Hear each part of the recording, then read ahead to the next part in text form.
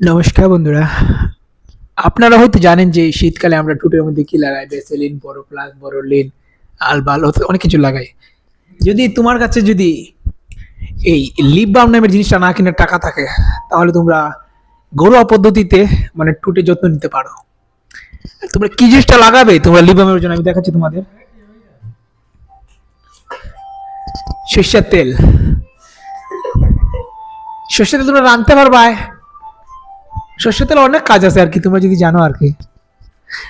মানে মাথা দিতে পারো, গাও দিতে পারবা, টুটো দিতে পারবা, নাভির মাঝে দিতে লাগে স্নান কইরা, মানে স্নান করে নাভিতে দিতে হয়। অনেক আমরা মানে কথা শুনেছি আর কি। প্রোটিন পাউডার আছে এখানে শরীরের যত্ন নেওয়ার জন্য। দিনে এক বেলা ঠিক মতো খেতে পারি না, কিন্তু প্রোটিন পাউডার যাই হোক।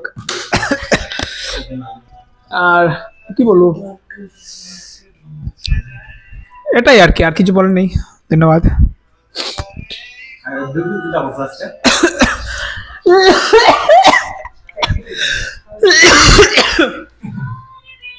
আজকে ডিউটিতে কি কি করেছো?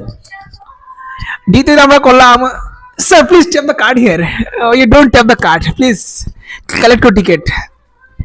ইংরেজি মারতে মারতে মানে বাড়ির কথা খুব মনে পড়ে গেছে। আর আমি এই মাস পরে বাড়ি চলে যাচ্ছি সেপ্টেম্বরে।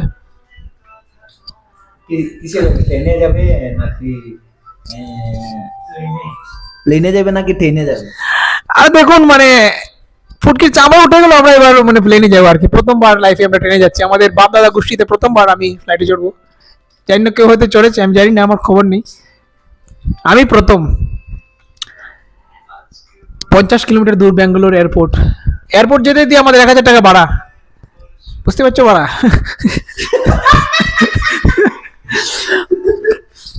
তারপর 3 ঘন্টা আমি গুয়াহাটি পৌঁছে যাবো ব্যাঙ্গালোর থেকে। তারপর ওখানে এক রাত থেকে কামাখ্যা দর্শন করে তারপর আমি যাবো বাড়িতে।